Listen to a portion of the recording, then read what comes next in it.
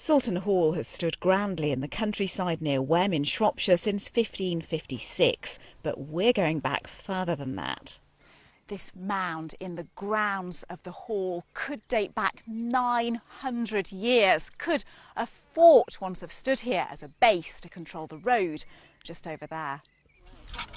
Over the weekend, archaeologists and volunteers carried out a test dig to see whether a more detailed search could solve the mystery.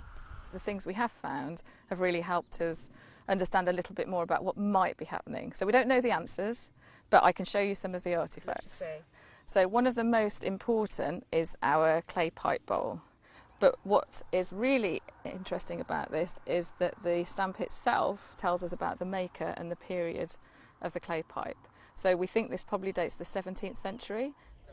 Volunteers travelled from far and wide, including a family over on holiday from New York. Now that we found a little bit of something, I feel like, what's around the corner? What could we find if we kept going? What do your friends say that when you say you're going on holiday to England to take part in an archaeological dig?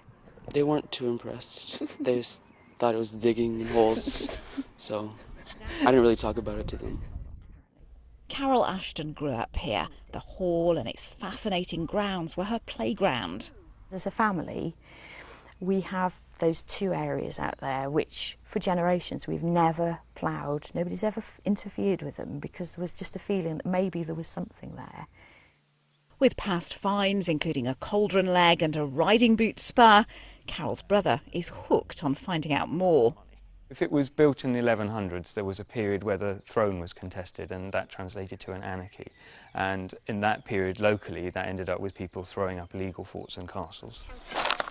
It's hoped the archaeologists will return to unlock ancient tales. Joanne Writtle, BBC Midlands Today, Soulton Hall.